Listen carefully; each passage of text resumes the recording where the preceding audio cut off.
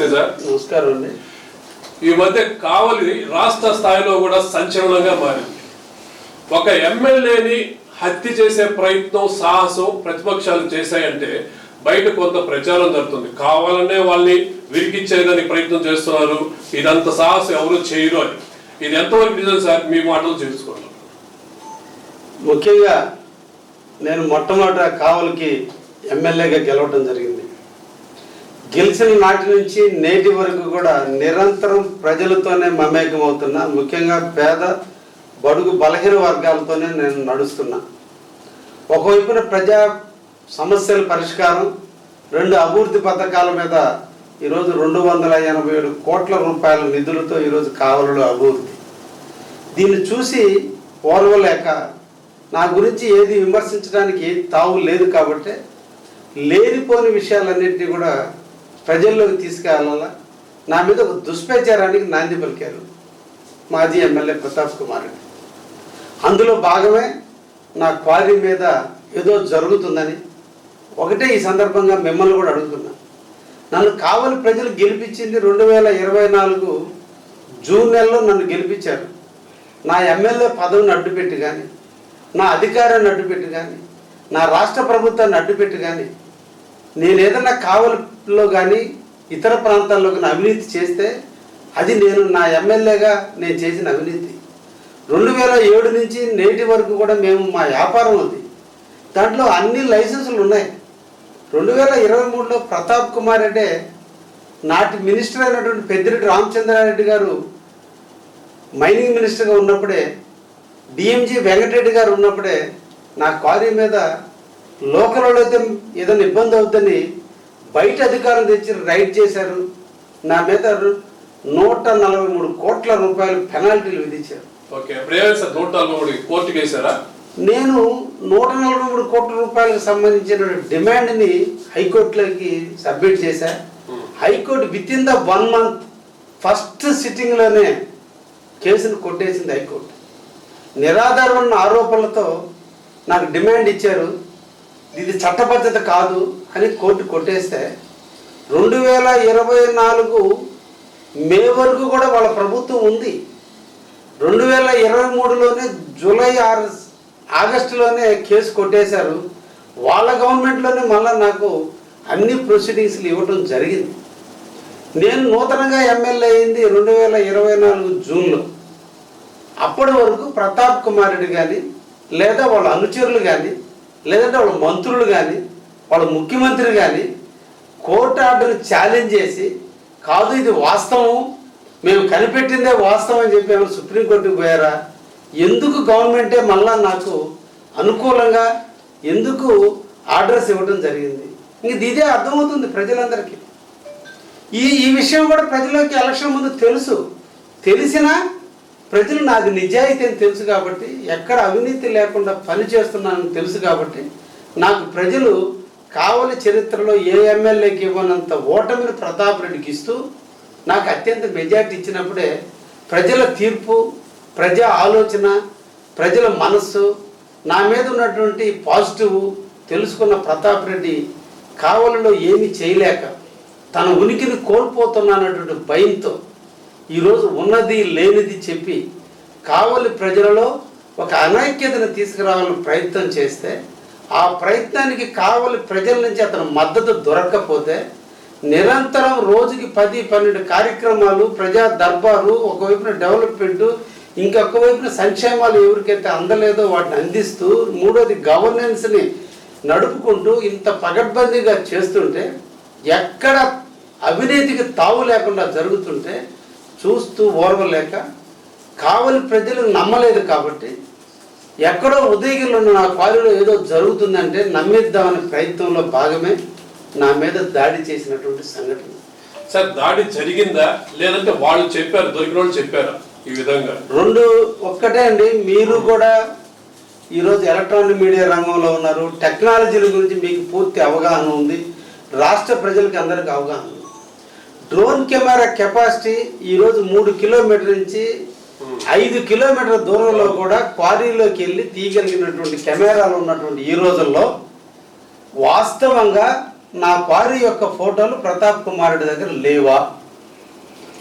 ఈ సంఘటనకి కరెక్ట్గా నెల ముందు కావలిలో ఆయన కూడా ఒక పవర్ పాయింట్ ప్రజెంటేషన్ పెట్టి కావలి ప్రజలందరికీ నా క్వారీని చూపించలేదా? మళ్ళీ ఇప్పుడు డ్రోన్ కెమెరాల రూపంలో క్వారీకి పోవాల్సిన అవసరం ఏమొచ్చింది? డ్రోన్ కెమెరా ద్వారా నిజంగా తీయాలనుకుంటే 3 కిలోమీటర్లు ఎక్కడో అన్నోన్ ప్రాంతంలో ఉండి 3 కిలోమీటర్ల పోయి క్వారీని ఫోటోలు తీసుకురావాల్సిన డ్రోన్ కెమెరాలు ఉన్న టెక్నాలజీ ఉన్న రోజుల్లో నా క్వారీలోకే మనుషులు కత్తులతో రావాల్సిన అవసరం ఏంటి? ఇది ఒక్కటే మీరు దీన్ని అర్థం చేసుకోండి. టెక్నాలజీలో అనుభవం ఉన్నటువంటి మీరు కూడా అర్థం చేసుకోవాల్సింది, డ్రోన్ కెమెరా తీసుకొని డైరెక్ట్గా ఫోటో షూట్ తీసినట్టు స్పాట్లోకి పోవాల్సిన అవసరం ఏముంది ఆయన తీయటానికి? 2, ఇద్దరు రౌడీ షీట్లు పోవాల్సిన అవసరం ఏముంది? డ్రోన్ కెమెరా తీయాలంటే కెమెరామెన్ పోవాలి, దాంట్లో నాలెడ్జ్ ఉన్నటువంటి వ్యక్తులు పోవాలి. కావలిలో పోలీస్ స్టేషన్లో, ఒకటి జలదింక మండలంలో పోలీస్ స్టేషన్లోను, 2 కావలి పట్టణం మొదటి పోలీస్ స్టేషన్లోను రౌడీ షీటర్లుగా ఉన్న ఆత్మకూరు రాజేషు, జలదింకలో ఉన్నటువంటి రౌడీ షీటర్లు శ్రావణు, వాళ్ళిద్దరికీ టెక్నాలజీ ఏం నాలెడ్జ్ ఉంటే వాళ్ళిద్దరు కత్తులతో ఆడికి ఎందుకు వచ్చారు? డ్రోన్ అంటున్నారు, వాళ్ళిద్దరు ఎందుకు వచ్చారు? 3వది ప్రతాప్ కుమార్ రెడ్డి ముఖ్య అనుచరుడైనటువంటి వేణు, ఆయన సంబంధించినటువంటి సోషల్ మీడియా నడిపే వ్యక్తి, ఆయన రావాల్సిన అవసరం ఏంది? కెమెరా మ్యాన్ పోతే సరిపోద్ది కదా, వీళ్ళందరూ బళ్ళల్లో కత్తులు తీసుకుని రావాల్సిన అవసరం ఏంటి? వీళ్ళకి అనుసరంగా కారులో 5 మంది రావాల్సిన అవసరం ఏంటి? అంటే కారు దూరంగా పెట్టారు సార్, కారు దూరంగా పెట్టుకొని ఉండాల్సిన అవసరం ఏంటి? క్రషర్లోకి రావాల్సిన అవసరం ఏంటి? నా మామిడి తోటలోకి రావాల్సిన అవసరం ఏంటి? నా క్రషర్లు క్వారీలోకి రావాల్సిన అవసరం ఏంటి? దీన్ని బట్టే దయించి మీరు కూడా అర్థం చేసుకోండి. 2, ఈ రోజున రౌడీ షీటర్లు మా పిల్లలు పట్టుకోగానే పరారయ్యారు. నిజంగా వాళ్ళు డ్రోన్ కెమెరా తీసుకోవడానికి వచ్చి ఉండుంటే, అయ్యా మేము డ్రోన్ కెమెరా తీసుకోవడానికే వచ్చాము, ఇక్కడ మేమేం తప్పుడడుగులు చేయలేదు, మేము ఎటువంటి వెపన్స్తో రాలేదు అని చెప్పి అక్కడే ఉండొచ్చు. ఎందుకు పరారయ్యారు? సరే, డ్రోన్ కెమెరా వాడు కెమెరా వాల్యుబుల్ది కాబట్టి అది పైన ఎగురుతుంది, దాన్ని దించుకునే లోపల మా వాళ్ళు దొరికారు. ప్రతాప్ రెడ్డి అనుచరుడు దొరికాడు, ఫోటోలు కూడా మేము రిలీజ్ చేసాం. వాళ్ళని మర్యాదగా కుర్చీలో కూర్చోబెట్టి భోజనం పెట్టి వాళ్ళని అడిగాము. మా వాళ్ళు అడిగారు ఎందుకు వచ్చారు మీరు అని. వాళ్ళు చెప్పారు, మా ఎమ్మెల్యే ఎక్స్ఎమ్మెల్యే ప్రతాప్ కుమార్ రెడ్డి గారు డ్రోన్ కెమెరాలు తీసుకురామని చెప్పారు, వచ్చామని చెప్పారు. కత్తులు ఎందుకు వచ్చినాయంటే అడ్డం వస్తే చంపమని చెప్పినారని చెప్పారు. వాళ్ళు వీడియోలోనే ఉంది, వీడియోలోనే ఉంది, అది కూడా చూపిస్తాను. వాస్తవాలు తెలియాలి కదా మీకు కూడా.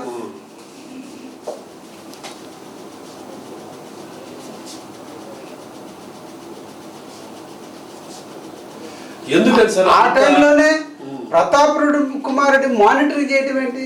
10 సంవత్సరాలు ఎమ్మెల్యేగా పనిచేసినటువంటి ఒక వ్యక్తి, రాజ్యాంగబద్ధంగా నిర్వహించాల్సినటువంటి వ్యక్తి, డ్రోన్ కెమెరాకు ఒక లైసెన్సింగ్ సిస్టమ్ ఉంది. ఎవరి ప్రైవేట్ ఆస్తుల మీద అంటే ఎవరంటే వాళ్ళు ఎగరేయటం, ఎవరి మింటే వాళ్ళ మీద ఎగరేయడానికి లేదు. ఈరోజు ఏ పర్మిషన్ లేకుండానే ఈరోజు ఎగరేయాల్సిన అవసరం ఏంటి?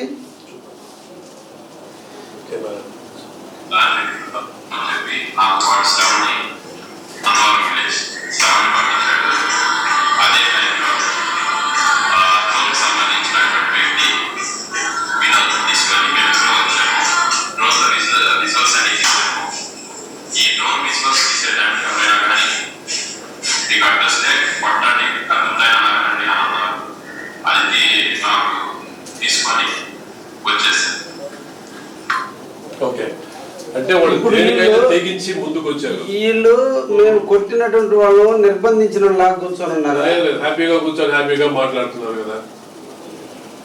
ఎందుకని సార్ అంత కక్ష? ఓన్లీ మీరు గెలిచేయాలనేనా? ఈ కావలమని అంగీకరించాలా?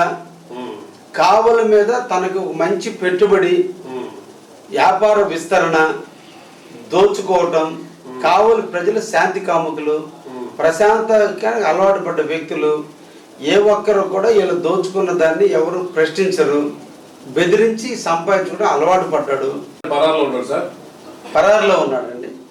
ఈరోజు ఆయనే చెప్పాడు, నా మీద ఎటువంటి కేసులు పెట్టినా నేను పోలీసులకు లొంగిపోతానని. కానీ ఈరోజు పరారయ్యాడు. యాంటిసిపేటర్కి అప్లై చేస్తున్నాడు. నువ్వు ప్రజల్లోకి వచ్చి వాస్తవాలు చెప్పు. నేను కూడా డిబేట్ పెడదాం, ఇద్దరమే కూర్చుందాం, నీ కాల్ డేటాలు నా కాల్ డేటాలు తీద్దాం. ఎవ్రీ 3 minutesకి ఆయన పిఏ ఆయన అసిస్టెంట్స్ ఫాలోఅప్. ఇంత వ్యక్తిగత కక్ష ఒక ఎమ్మెల్యే మీద కక్ష పోనకపోతే ఇంత మానిటరింగ్ అవసరమా? ఈరోజు కొన్ని వందల మంది ప్రజలు, పత్రికా రంగాలు ఉన్నాయి, ఎలక్ట్రానిక్ మీడియా ఉంది, అధికారులు ఉన్నారు, నిరంతరం అందరూ కూడా పర్యవేక్షణలో జరుగుతుండేదే. అదే సీక్రెట్గా చేసే వ్యాపారం కాదు. ఈ విషయం మీద సార్ ఇప్పుడు మన జిల్లా వైసీపీ నాయకులు కాకాని గోవర్ధన్ రెడ్డి కానీ, ఎమ్మెల్సీ పర్వతరెడ్డి కానీ ఇక్కడికి వచ్చి మిమ్మల్ని విమర్శించడం, మీరు కూడా ఘాటుగా సమాధానం ఇవ్వడం ఏంటి? దాని మీద మీరు పోలీస్ వ్యవస్థను ఉపయోగించారని ఆయన కాకాని గోవర్ధన్ రెడ్డి ఆ రోజు ఇంట్లో హౌస్ అరెస్ట్ చేస్తే మాట్లాడారు.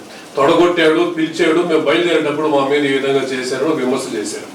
దాని మీద ఏమంటారు సార్? ముఖ్యంగా కాకాని గోవర్ధన్ రెడ్డి గారు కావలికి వాళ్ళ భార్యని పరామర్శించడానికి వచ్చినప్పుడు తను విమర్శించి వెళ్ళిపోయినా మా కావలికి నియోజకవర్గానికి ఒక గౌరవం ఉంది, ఒక సభ్యత ఉందని నేను మొదట దాన్ని ఖండించాల. వాస్తవాలు తెలుసుకుంటారు, అతను కూడా మంత్రిగా పనిచేశాడు అని నేను ఎక్స్పెక్ట్ చేశాను. వచ్చి వాళ్ళ కార్యకర్తల్ని, వాళ్ళ కుటుంబ సభ్యుల్ని మందలిస్తాడని నేను ఎక్స్పెక్ట్ చేశాను. ప్రజాస్వామ్యంలో నెల్లూరు జిల్లా చరిత్రలో ఒకరి మీదకి ఒకరికి పోవటం అనేది సాంప్రదాయంగా లేదు.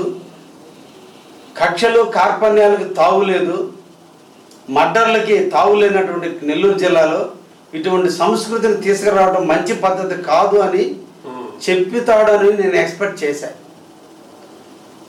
అతనికంటే ఇతను ఎక్కువగా తన ఉనికిని పెంచుకోవాలని, ఈ జిల్లాకి ఆయనే ప్రతిపక్ష లీడర్ అనే హోదాని తనకై తాను భుజాల మీద వేసుకొని రాజకీయాల్లో తీసుకొచ్చినటువంటి వాళ్ళందరినీ తొంగలో దొక్కి ఈ రోజున ఆయన ముందుకొచ్చి రెండోసారి మా గురించి మాట్లాడాడు.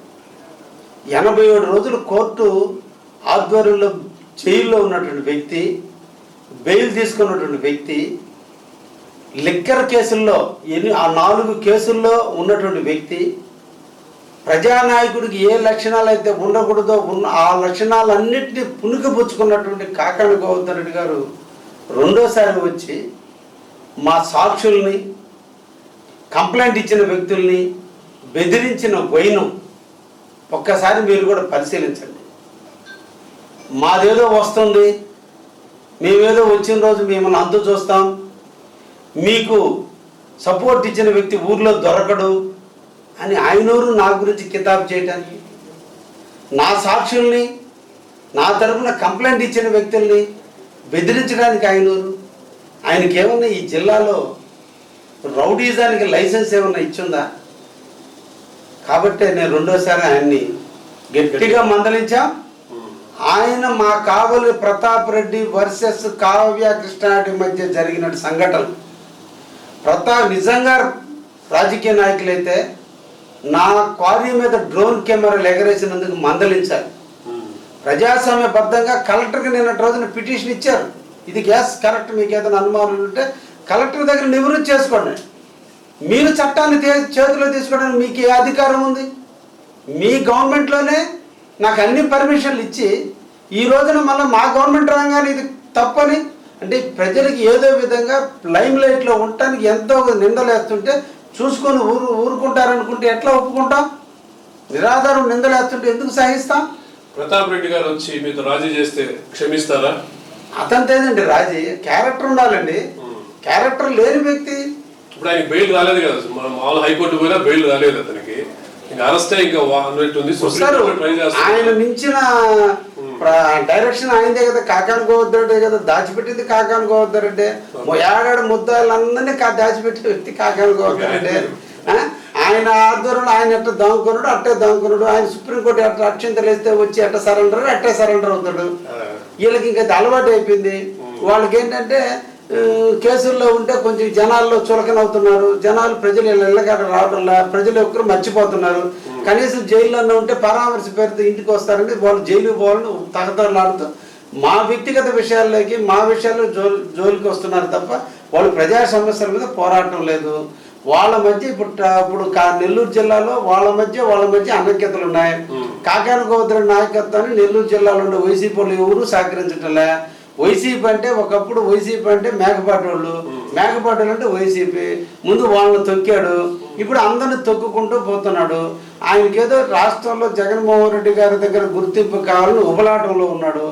ఆ ఉబలాటం ఉంటే ఆ జిల్లా ఉంటే ఆడ గీరుకోవాలి తప్ప నెల్లూరు జిల్లాలో కావలికి వచ్చి గీరుకుంటుంటే చూసేదానికి కావ్య కృష్ణారెడ్డి చిన్న చేతగానోడేం కాదు. ఆయన 2005లో రాజకీయాల్లోకి వచ్చాడు, నేను 2005లో రాజకీయాలకు వచ్చా. ఆయన సీనియర్ కాదు, ఆయన నేను ఇద్దరం జూనియర్లే. నెల్లూరు జిల్లాలో చాలా మంది సీనియర్లు ఉన్నారు. ఆయన మోసాలకు బలి పాపం మేకపాటి లాంటి వాళ్ళు వెనక్కిపోయారు. అది వాళ్ళ సంస్కారవంతులు కాబట్టి వాళ్ళు గౌరవంగా ఉన్నారు. వీళ్ళకి సంస్కారం తెలియని వాళ్ళు కాబట్టి ఇష్టం వచ్చినట్టు ప్రవర్తిస్తున్నారు. నోరు ఉంది కదని విచ్చలవిడిగా మాట్లాడుతున్నారు. సభ్యత సమాజం మర్చిపోయి మాట్లాడుతున్నారు. ఈరోజు వాళ్ళు సమాధానం చెప్పలేక 5,000 రూపాయలకి 4,000 రూపాయలకి ప్రెస్ మీట్ పెట్టే బ్యాచ్ని కూర్చోబెట్టి మాట్లాడిస్తున్నారు. ఓకే సార్, ఇప్పుడు రాష్ట్రంలోనే మన నెల్లూరు జిల్లా రాజకీయాల్లో ఇటువంటి హత్య రాజకీయాలు ఇంతవరకు ఎక్కడ జరగలేదు కూడా. ఇప్పుడు అలాగే నెల్లూరు రూరల్లో ఎమ్మెల్యే కోటరెడ్డి శ్రీధర్రెడ్డి రౌడీ షీటులు చంపాలని ప్లాన్ చేయటం, మిమ్మల్ని ప్రతిపక్షాలతో వాళ్ళు చంపాలని ప్లాన్ చేయటం, ఇవన్నీ చూస్తే మీకు ఏమనిపిస్తున్నాయి? గతంలో రాజకీయాలు ఎట్లా ఉన్నాయి, ప్రజెంట్ ఇప్పుడు ఎట్లా ఉన్నాయి రాజకీయాలు? అంటే గతంలో ఒక్కటేనండి, మీరు ఆలోచించండి. ఈ జిల్లాలో కాకాని గోవర్ధన్ రెడ్డి గారు మంత్రి అయ్యే నాటికి, మంత్రి అయిన తర్వాత నెల్లూరు జిల్లా ముఖ చిత్రాన్ని ఒక్కసారి మీరు అందరూ పరిశీలిస్తే, కాకాని గోవర్ధన్ రెడ్డి అనే వ్యక్తి మంత్రి అయ్యే నాటికి నెల్లూరు జిల్లా ప్రశాంతతకు మారుపేరు. తన ధనదాహం, తన దోచుకునే దాహం, రాజకీయ గుప్తాధిపత్యం చేయాలనేటువంటి క్రమం అందరి మధ్య అనైక్యతను తెచ్చింది. అందువల్ల అతని లెగ్ ప్రభావం కోటరెడ్డి శ్రీధర్రెడ్డి బయటకు వచ్చాడు, ఆనవ రామనారెడ్డి బయటకు వచ్చాడు. ఈ రోజున వైసీపీ ఖాళీ అయింది. అతని ఒక్కడి వల్ల పుణ్యాన ఈరోజు నెల్లూరు జిల్లాలో వైసీపీ తుడిసిపెట్టుకోపోయింది. ఆ ప్రిస్టేషన్లో అతను ఉన్నాడు. ఇది వాళ్ళ నాయకుడు ఎప్పుడు ఎట్లా గుర్తిస్తాడో, ఇతను పెద్ద ఐరన్ లెగ్ లాగుంది కాబట్టి ఇతన్ని పక్కన పెడితే బాగుంటుందని ఆలోచన ఎప్పుడు జగన్కు వస్తుందని భయంతో ఆలోచన రానియకుండా ఈ జిల్లాని నేనే పట్టుకొస్తున్నాను అనేటువంటి ఆతృతలో ఈరోజు చేయకూడని తప్పులు అతను కాకాని గోవర్ధన్ రెడ్డి చేస్తున్నాడు. అందువల్ల ఈరోజు ఏ మూలాలు ఎతికినా రౌడీలు పెత్తనం చేసిన, రౌడీజాలు జరిగిన ఆ మూలాల వాసన ఇంకా కొన్ని దిక్కుల ఉంది కాబట్టి ఇప్పుడు జరుగుతుంది. ఈ రాష్ట్రంలో చంద్రబాబు గారి నాయకత్వంలో వీటన్నిటినీ కూడా ఈరోజు కంట్రోల్ చేశాం. ఇటువంటి వాటికి ఎట్టి పరిస్థితుల్లో తావు లేకుండా చూస్తున్నాం. నెల్లూరు జిల్లా చాలా ప్రశాంతంగా ఉంటుంది. 87 రోజులు కాకాని గోవర్ధన్ రెడ్డి జైల్లో ఉంటే నెల్లూరు జిల్లా చాలా ప్రశాంతంగా ఉంది. మళ్ళా రాగానే ఈరోజు అన్ని రౌడీల ముందుకు వచ్చారు. ఈరోజు అన్ని మళ్ళా వస్తున్నాయి. ఏకైక వ్యక్తి ఈ నెల్లూరు జిల్లాకి పట్టినటువంటి దరిద్రం కాకాని గోవర్ధన్. ఇప్పుడు మాజీ ఎమ్మెల్యే ప్రతాప్ కుమార్ రెడ్డి గతంలో ఒక వీడియో విడుదల చేశారు. నేను ఎలాంటి తప్పు చేయలేదు, అవినీతి చేయలేదు, కావాలని నాకు సంపాదించవలసిన అవసరం లేదు, నేను ఎప్పుడు పిలిచినా నేను పోలీస్ స్టేషన్కి వస్తాను, నా మీద లేనిపోయిన నిందలు వేయదు, నేను వ్యాపార పరంగానే బెంగళూరులో పారిపోలేదు వదిలేడు. దాని మీద ఏమంటారు సార్, ఆయన ఇప్పుడు ఎందుకు దాగుకున్నాడు? మీ మీద ఇలాంటి ప్రయత్నం చేయకపోతే భయపడాల్సిన అవసరమే ఉంది. లేదు వీడియోలో వదలొచ్చు కదా, ఆయన నేను చేయలేదు అని ఎందుకు దాగుకోవాల్సిన అవసరం వచ్చింది? అతను పిల్లి అండి, పులిలాగా అప్పుడప్పుడు గాంభీర్య గర్జించడానికి ప్రయత్నం చేస్తాడు. అతను పిల్లి. అతని క్యారెక్టర్ డబ్బు ఏలాడు గడితే ఆ డబ్బు కోసం ఈరోజు ఫారిన్లో దాముకున్నాడు కూడా వస్తాడు. మీరు ఫోన్ చేసి పలానా దగ్గర ఒక మంచి డీల్ ఉందంటే ఇమీడియట్లీ పరిగెత్తాడు. అతను వైఫై అన్ని చుట్టూ 360 డిగ్రీస్ తిరిగినట్టు అతను డబ్బు చుట్టే తిరుగుతాడు. అతను డబ్బు కోసమే రాజకీయాల్లోకి వచ్చాడు. అతను కావాలి ప్రజలకు సేవ చేయాలని రాలా. అతను ఆద్యంతం అడుగు పెడితే డబ్బు. భూమి కొన్నాడంటే పక్కన గవర్నమెంట్ ల్యాండ్, ఇల్లు కట్టాడంటే పక్కన గవర్నమెంట్ ల్యాండ్, ఏది స్కూల్ పెట్టాడంటే పక్కన గవర్నమెంట్ ల్యాండ్. ఎక్కడ గవర్నమెంట్ ల్యాండ్ 1+1 స్కీమ్ లాగా ఎక్కడ గవర్నమెంట్ ల్యాండ్ ఉంటే అక్కడే అతను ఉంటాడు. అతనికి తెలిసింది స్నేహం, బంధుత్వం, బంధుప్రీతి, పార్టీలు అన్నీ ఒకటి డబ్బుతో ముడిపడే ఉంటాయి. అతని జీవితం ఆద్యంతం డబ్బు. మేము మా ఇళ్లలో డబ్బులు తెచ్చి పేదవాడు కళ్ళల్లో ఆనందం కోసం డబ్బును ఖర్చు పెడతాం. అతను పేదోడి దగ్గర డబ్బుని పీక్కొని వాళ్ళ అమ్మడి కళ్ళమ్మడి నీళ్లు తెప్పించేదని అతను ప్రయత్నం చేస్తాడు. అందుకే అతను పైచాచికత్వం. అందుకని మేము అభివృద్ధి ప్రదాత చంద్రబాబు పక్కన చేరాం, అతను రాక్షస లక్షణాలు ఉన్నటువంటి జగన్ పక్కన చేరాడు. అంటే చేరే భావాలను బట్టే ఆ వ్యక్తుల యొక్క భావాలు అర్థమవుతాయి. మేము నిరంతరం ప్రజాక్షేమకు నిమగ్నమైన వాళ్ళం, అతను నిరంతరం కూడా దోచుకోవడానికి నిమగ్నమైన వ్యక్తి. ప్రతాప్ రెడ్డికి ఒక్కటి కూడా ఉత్తమ లక్షణాలు లేవండి. పరిపాలించే విధానంలో అతని అర్హత లేదండి. ముఖ్యంగా కావలి ప్రజలకి అతను క్షమాపణ చెప్పాల్సినటువంటి పరిస్థితి. ప్రశాంతంగా ఉండే కావాలి. వర్గాలు, వైషమ్యాలు, పైలాన్లు పగలగొట్టడం, పెడస్టల్స్ పగలగొట్టడం, ఫౌండేషన్ స్టోన్స్ పగలగొట్టడం, కరెంటు తీగల మీద తాళ్ళు వేసి నైట్ టైం కరెంట్ లేకుండా చేయటం, ఎన్ని విధ్వంసమైనటువంటి పరిస్థితులు తప్ప ఏ ఒక్క రోజు కావలికి పని చేద్దామనేటువంటి మెంటాలిటీ లేనటువంటి నిజమైన మా కావలికి ఈ 79 సంవత్సరాల చరిత్రలో ఇంతటి ఘోరమైనటువంటి వ్యక్తిని చూసిన సార్. మొదటిసారిగా మీకోసం జనాలు రోడ్డు మీద కూర్చొని మా ఎమ్మెల్యేని చంపే ప్రయత్నం చేస్తారని చెప్పి వాళ్ళు నిరసనలు చేయటం మొదటిసారిగా నెల్లూరు జిల్లాలో చూసాం. అలాగే మొన్న మీరు చేసిన శ్రీశక్తి ప్రోగ్రాం విజయవంతంగా అయింది. మీరు మాట్లాడిన స్పీచ్ అద్భుతంగా మాట్లాడారు. ఇవన్నీ కూడా రాజకీయాల్లోకి వచ్చిన మీరు ఈ కొద్ది కాలంలోనే ఎలా సాధించగలిగారు? అలాగే సీఎం రిలీఫ్ ఫండ్ అత్యధికంగా తీసుకొచ్చాను కావాలలో మాకు తెలిసినంత సమాచారం సార్, ఇది ఎలా సాధ్యమైంది? ఒకటండి, చేయాలని తపన, ప్రజలు మందాలను పొందాలనే ఆలోచన, మా నాయకుడి యొక్క డైరెక్షన్ మా విజయానికి నాంది. ఈరోజు నిరంతరం మమ్మల్ని ప్రజల్లో ఉండమంటున్నాడు, ప్రజల కోసం పనిచేయమంటున్నాడు. కాబట్టి మేము కూడా ఆయన అడుగు జాడలు నడుస్తున్నాం. అందుకోసం కావల్లో రాజకీయాలు పక్కన పెట్టి కుల, మత, వర్గ, వర్ణ, ప్రాంతాలతో సంబంధం లేకుండా, పేద, బడుగు, బలహీన వర్గాలతో సంబంధం లేకుండా ఎవరైనా సరే ఆరోగ్యం బాగలేక క్షీణించి హాస్పిటల్ పాలైతే వాళ్ళకు పునర్జన్మ మళ్ళా తిరిగి రావటం. అటువంటి వ్యక్తికి రాజకీయానికి తావు లేకుండా మా ఆఫీసులో వచ్చి మా క్లర్క్ను కలిస్తే నన్ను కలవాల్సిన అవసరం కూడా లేదు. ప్రతి ఒక్కరు కూడా మేము ఈరోజు ఆరోగ్యశ్రీ కింద ఇస్తున్నాం. ఇప్పటికీ నేను ఎమ్మెల్యేగా గెలిచి 14 నెలలు పూర్తవుతుంటే ఇప్పటికి 925 అప్లికేషన్లు ఈరోజు మా సీఎం గారికి మేము అందజేయడం జరిగింది. ఈ రోజుకి 600 చిల్లర అప్లికేషన్లకు సంబంధించినటువంటి నిధులు ఈరోజు మంజూరైతే ఒక్క కావలి నియోజకవర్గంలో 5,90,00,000 పైచిలకు ఈ రోజున మేము నిధులను ఆరోగ్యశ్రీ కింద మా కావలి నియోజకవర్గ ప్రజలు ఆరోగ్యవంతులుగా ఉండటం కొరకు, ఆరోగ్యం క్షీణించి ఇబ్బందులు పాలైనటువంటి వాళ్ళకి సేద తీరేందుకు ఉడతాభక్తిగా ఈరోజు మా పార్టీ తరఫున మా ముఖ్యమంత్రి చంద్రబాబు నాయుడు నాయకత్వంలో యువ నాయకుడి యొక్క సూచనల మేరకు ఈరోజు నిరంతరం కూడా మేము ఈరోజు ఆరోగ్యశ్రీ అందిస్తున్నాం. అందులో భాగమే నా ఒక్క పిలుపుకి ఈరోజు మహిళలారా, ఈరోజు రాష్ట్రంలో అభివృద్ధి జరుగుతుంది అంటే అది ఒక్క చంద్రబాబు నాయుడు వల్లే జరుగుతుంది.